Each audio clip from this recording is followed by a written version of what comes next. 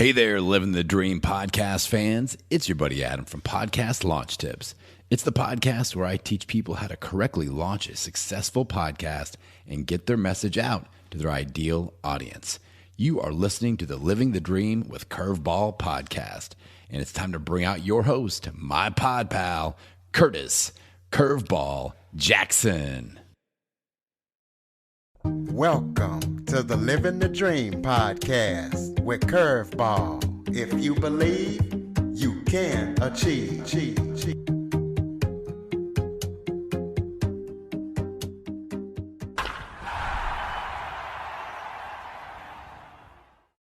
Welcome to the Living the Dream with Curveball podcast, a show where I interview guests that teach, motivate, and inspire. Today, I am joined by special guest Evan Thompson. Evan is a writer. He's an author as well as a baseball writer. He is a member of the Arizona Diamondbacks press corps, and the name of his book is called A Complete History of the Major League Baseball Playoffs. He is a senior editor at The Last Word on Baseball. So we're going to be talking to him about his book and what it's like to be in the press corps of a Major League Baseball team. Evan, thank you so much for joining me today. Thanks for having me. Why don't you start off by telling everybody a little bit about yourself? Well, I'm been a baseball fan since 1988 when I was 8 years old. So I'm now 41. So the math on that is 33 years. I'm Arizona born and raised. So when I started watching baseball, the Diamondbacks weren't even thought of yet.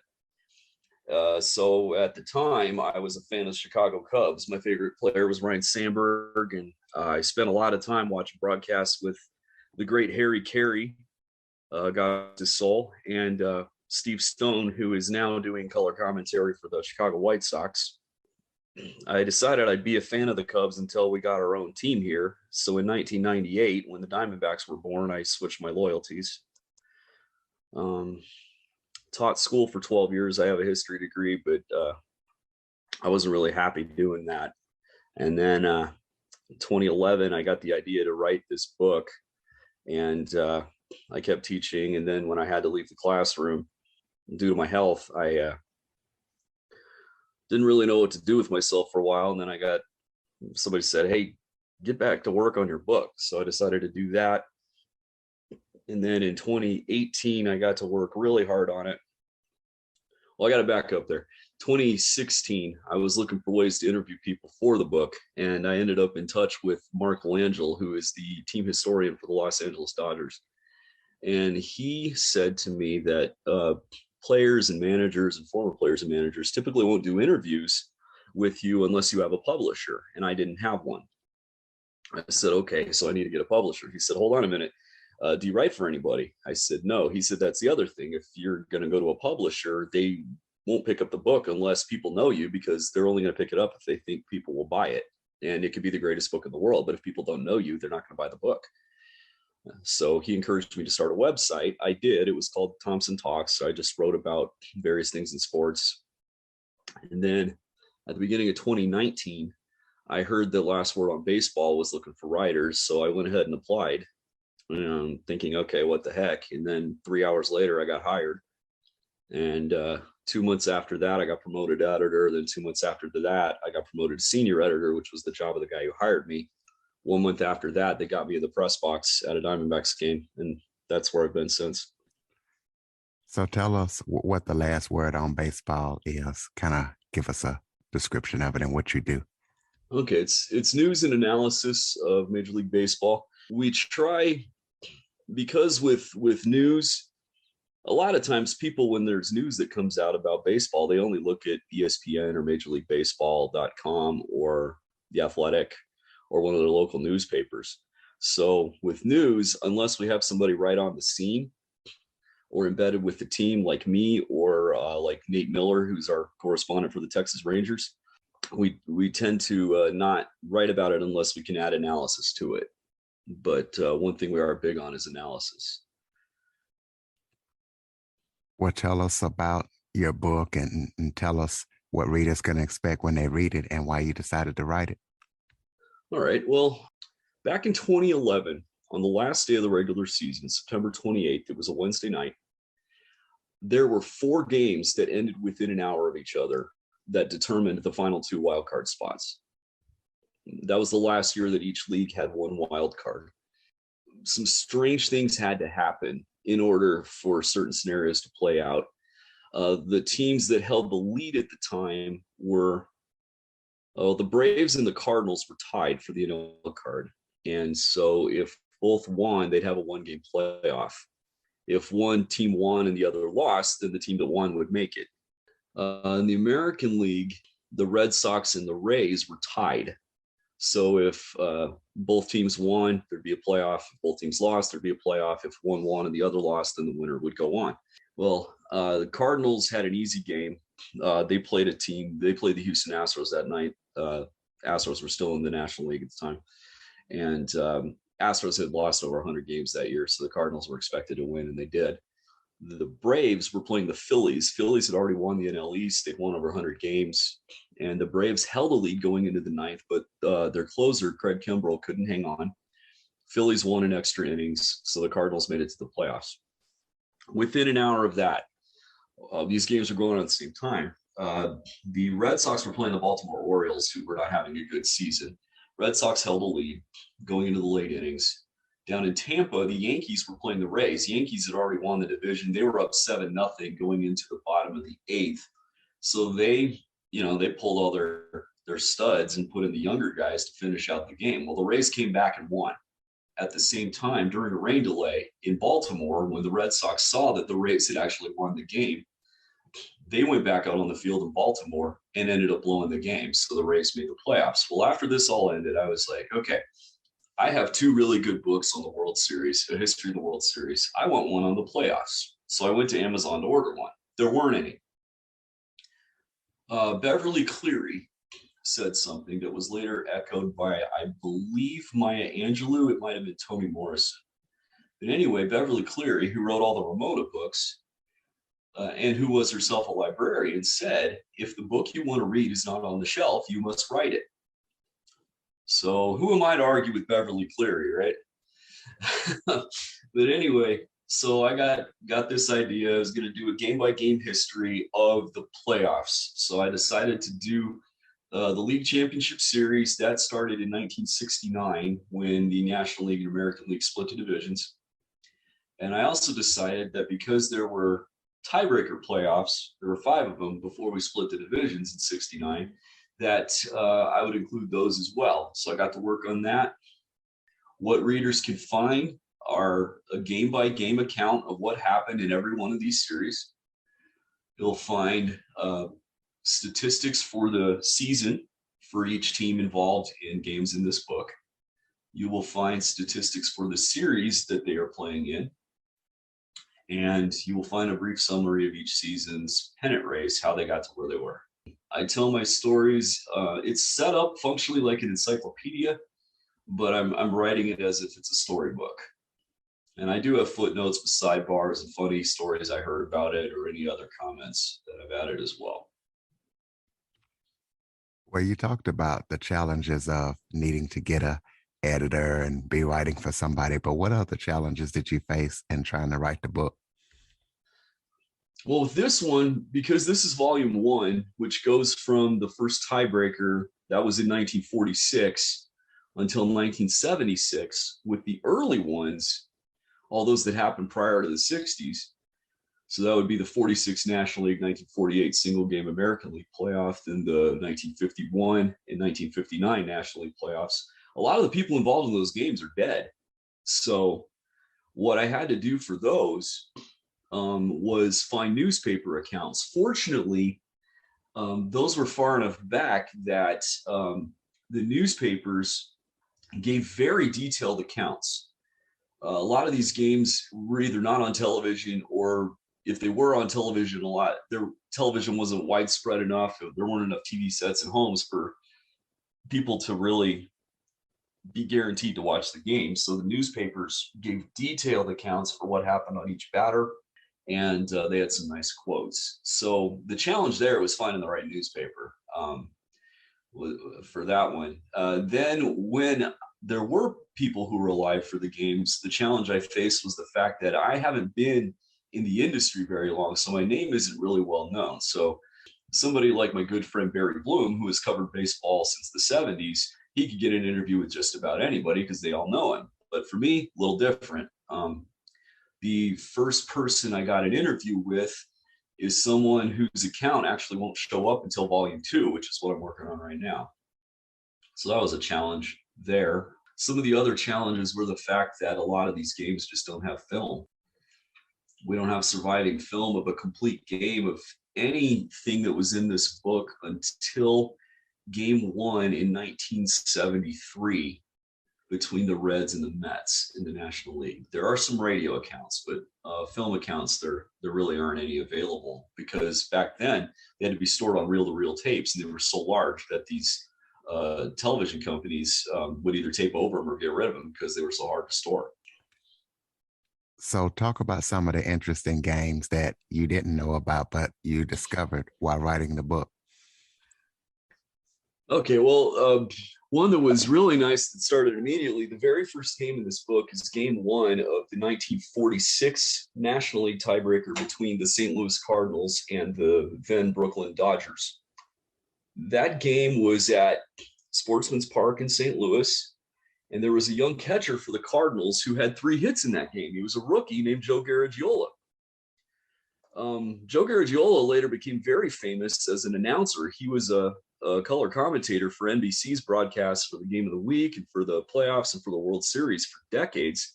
And Joe's son, Joe Garagiola Jr., was the first general manager of the Arizona Diamondbacks, and he's now a special advisor. Through my coverage of games there, I've got to know Joe Jr., and we've become very good friends. So that was fun, knowing that his dad had 3 hits in the very first game in there.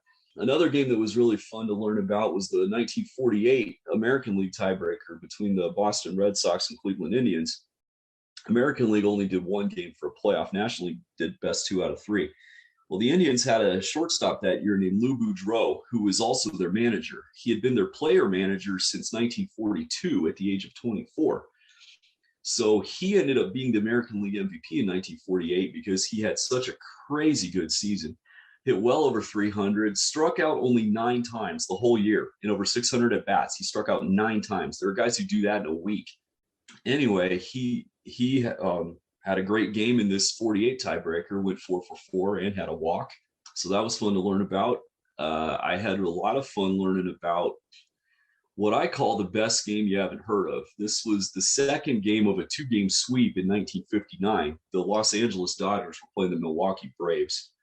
And the Braves had won the last 2 National League pennants and had 4 Hall of Famers on their team. They had Hank Aaron, they had Eddie Matthews, they had Warren Spahn, 5 Hall of Famers, correction. Then they also had Red Schoendienst, who was about to retire. He was a reserve infielder for them, made more famous with the Cardinals.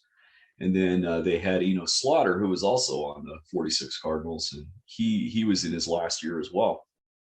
And anyway, this game ended up going to extra innings, and the Dodgers won on a play that was influenced by a pebble. What had happened was in the bottom of the 9th, they tied the game on a sacrifice fly by a guy named Carl Furillo, who was the only player left who was on their 1946 team and the 1951 team. The 51 team lost famously to the Giants on the shot heard around the world by Bobby Thompson. So anyway, Furillo tied the game with a sac fly. And then in the extra innings, Gil Hodges was on second for a play Carl Furillo was batting on, and he hit a ground ball at the middle. It was fielded by the Braves, a fella named Felix Mion. He made the throw to first. It was a late throw, and it was in the dirt, but the first baseman, Frank Torrey, said he would have scooped it. But what ended up happening was it hit a pebble, skied over Torrey's shoulder, hit the first base coach in the shoulder, and went into the grandstand. So Gil Hodges came around to score the winning run. Well, talk about some of the more advanced statistics that you believe that traditional fans should be paying more attention to. Well, the first thing we have to know with statistics is my dad, before he passed away, got a PhD in statistics. And one thing he told me about stats is you cannot use a statistic for something other than what it was intended for. If you do that, you invalidate the statistic. Well, some people have looked at things like batting average or slugging percentage and tried to make them say more than they really were intended to do. All batting average does is tell you, basically, since they round it to 3 decimal places, if this guy were to bat 1,000 times, how many base hits would he have? It's not telling you what type of base hit, it's just telling you how many hits. And then slugging percentage, same thing, 1,000 at bats, how many total bases would he have? Well, Major League Baseball statistics have gone in a certain direction where there are a lot of advanced stats, but some are just noise. Some answer questions that are just one of those fun things at trivia games, but they really don't tell you that much about who the better player is. But one that shows up on TV that a lot of people are using is something called OPS, which is on base plus slugging percentage. It takes your on base percentage and your slugging percentage and just adds them together. Well, what that does is it overvalues sluggers and home run hitters. It doesn't give the proper due to guys who hit a lot of doubles, but didn't quite get it out of the ballpark. So there's a statistic called weighted on base average. We abbreviate it with WOBA. And what that does is it takes the 4 types of hits, as well as walks and getting hit by a pitch, and it figures out during that season how many runs each one was worth. They use linear regression. I won't get into the math of it, but they basically figure out for every single that a batter gets, how many runs does it end up being worth, either by that player later scoring or by driving in a run on average for the year.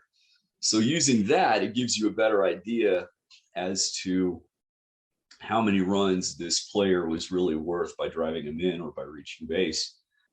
What they do with that at the very end is multiply it by a constant that makes it where the league average for on base percentage and for WOBA are the same. So you can just read it like an on base average. Another one that's a good advanced stat to use is called ERA minus. And what that does is it takes a pitcher's earned run average and compares it with the league average. A lot of times we look at an ERA, but we don't have full context for it. And numbers don't mean anything without context. So if you take a pitcher's ERA, but it's low, but everybody's ERA was low, then it changes the meaning. So what they do is they take your ERA, multiply it by your park constant so you can adjust it for where you pitch, and then divide it by the league average ERA. That way you can look at it and say, okay, this guy's ERA minus was 80. So that means that his ERA was 80% of what the league ERA was, or it could mean that he was 20 percentage points better. That gives you better indication of how well a pitcher pitched. So the record for that, by the way, is Pedro Martinez. He had 35. His ERA minus was 35 in 2000. So anyway, that's a good one too. Another one is total zone runs above average. That's for fielding. That takes into account your range and not just how many errors you made on balls you got to. So that can give you a better idea of who the better defender is. Tell us about what it's like to cover the Arizona Diamondbacks and give us some interesting stories while covering All right, the Diamondbacks. Well, I'll be glad to. So living here in Arizona and being a fan of the Diamondbacks, it was a real dream to end up being on their press corps. 2019, I got in the press box on daily credentials. And then in 2020, I got a season-long pass. And then got another one in 2021, although COVID made covering games to where I had to do it remotely because of all the restrictions they put in. But anyway, the very first game I covered was June 24th, 2019. It was the Diamondbacks versus the Los Angeles Dodgers. Zach Greinke pitching for the Diamondbacks, Clayton Kershaw for the Dodgers, 2 guys that are probably going to end up in the Hall of Fame. It was easy to feel overwhelmed because I was surrounded by these people that had done it forever. I'm standing there looking around, just trying to figure out where everything is. So that was intimidating at first, but there were some people I had met through my membership with SABR, the Society for American Baseball Research, and they were covering that game as well. So they told me some things about where to go. But when I got there, there was a pregame press conference with Diamondbacks manager Torey Lovullo. So I went down there into the press conference room, and in he walked, and I just thought, oh boy, I'm really in the big time now. There's cameras, there's microphones, and here I am. So I just observed people asking him questions and him answering them and thought, okay, I'm gonna have to learn on the fly here. So I observed what types of questions they ask, how they ask them, how relaxed they are, and all that. And then I went to cover the game. I got a scorecard, was just keeping score pitch by pitch. Wrote about the game when it was over. Post game, went in, did the interview, wrote down the quotes I liked and wanted to use, and then put those in. And all that time, my head was just spinning. I was partly thinking, wow, I really did it. And partly thinking, am I really surrounded by these people that I've seen on TV for years? Wow, they're real people. They're just normal people like me. You know, I'm eating dinner with, in that dining room, and in walks a guy named Mark Grace. Mark Grace was the first baseman on the Cubs when I first started watching. Now he's a TV host for the Diamondbacks, and he started talking to me. And so we talked about some things. That was really fun. Covering there, at first it's easy to be overwhelmed because so much is going on around you, but once you know what to expect, it's not as bad. There are still times where you're just thinking, my gosh, I'm on live TV and I just covered this huge event that's going to be written about, or that's going to be talked about years from now, and I helped write about it. So that was a really cool feeling.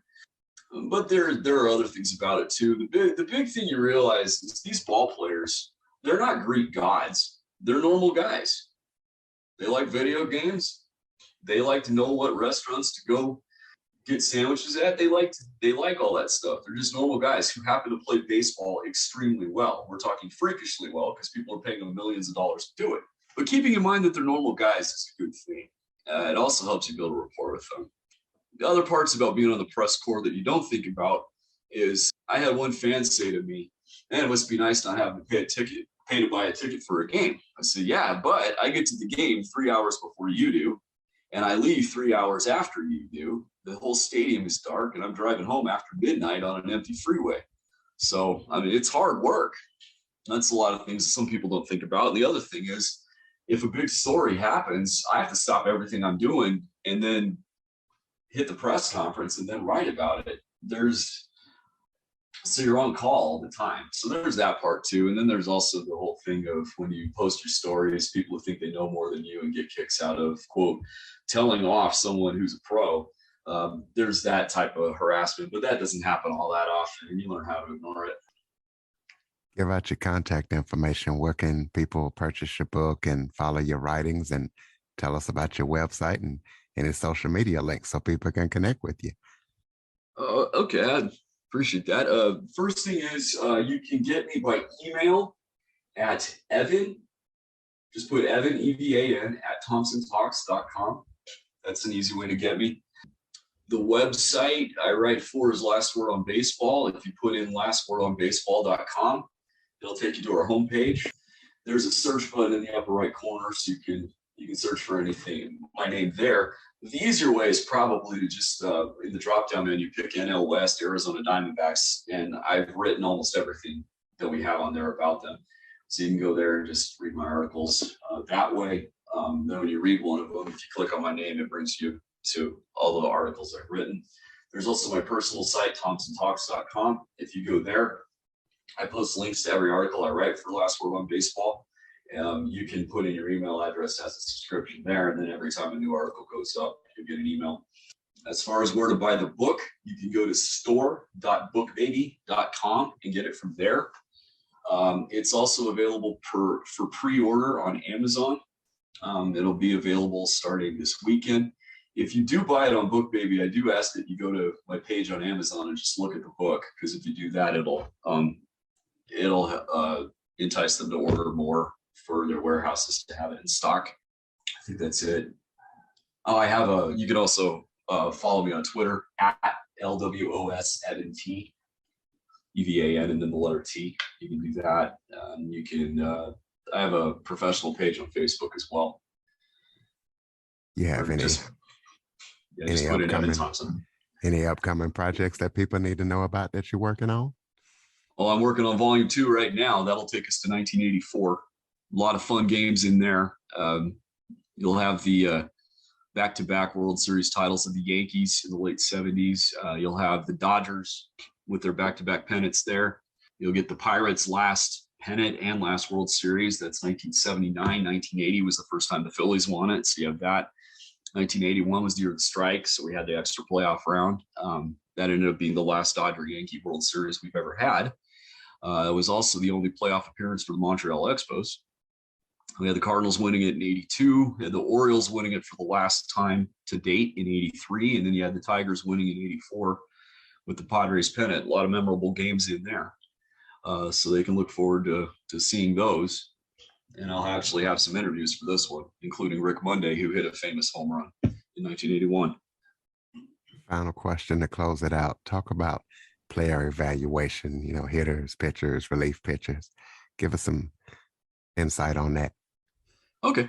Well, with hitters, a lot of times you don't want to overvalue home runs because there are days where the ball just doesn't carry. You want to find guys that produce runs either or by getting hits or getting on base. So the best way I found to look at players is WOBA, which I mentioned earlier, weighted on base average, but there's a spinoff of that called weighted runs above average. So what that looks at is if you had this guy batting for the whole season instead of the average hitter in the league that year, how many more runs would you score? So last year, I believe the leader was in the 40s. Babe Ruth during his prime was over 100, to give you a comparison there. For pitchers, I like using ERA minus because the pitcher's job is, number one, does he keep runs off the board? Number two, does he keep guys off base? And number three, does he have control?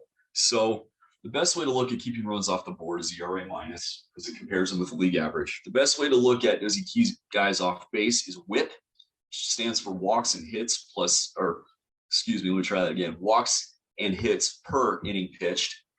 So if you look at that, average is usually around 1.3, and they carry it to 3 decimal places. If he's in the 1.2s, then that's an all-star year. If he's down near 1.0, you'll make the Hall of Fame. Some of the league leaders occasionally get below 1, which is just insane. And then I also look at, for control, I look at strikeout percentage minus walk percentage. So that shows you what the difference is percentage point wise. Like, for example, if his strikeout rate is 36% and his walk rate is 4%, then his K minus walk percentage is going to be 32%, which is really good. That'll show you control. Relief pitchers' ERA can be deceptive because one bad inning can completely destroy your ERA.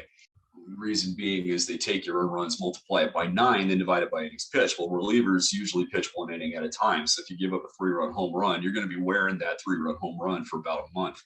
So what I look at is I look at the percentage of outings they had that were scoreless. That gives you a better look most of the time. There's another stat they have for relievers called goose eggs. It was invented by Nate Silver of 538.com, and that looks at how well you do in clutch late inning situations. So if the score is 2-run, if you have a 2-run lead, a 1-run lead, or it's a tie game, if you're in the 7th inning or later, did you pitch a scoreless inning? If you did, you get a goose egg. If you didn't, you get a broken egg. I look at those. Those are great because the save has been overvalued, and people can get saves for weird things that really don't have a huge effect on the outcome of the game. Ladies and gentlemen, ThompsonTalks.com. All you baseball fans, go pick up the book. Also, be sure to follow, rate, review, share this episode to as many people as possible after listening. And Android listeners, go to the Google Play Store and download the Living the Dream with Curveball podcast app. Evan, thank you so much for joining me, and good luck for the Diamondbacks coming up this season. Thank you, Curtis. It was my pleasure. For more information on the Living the Dream podcast, visit www.djcurveball.com. Until next time, stay focused on living the dream.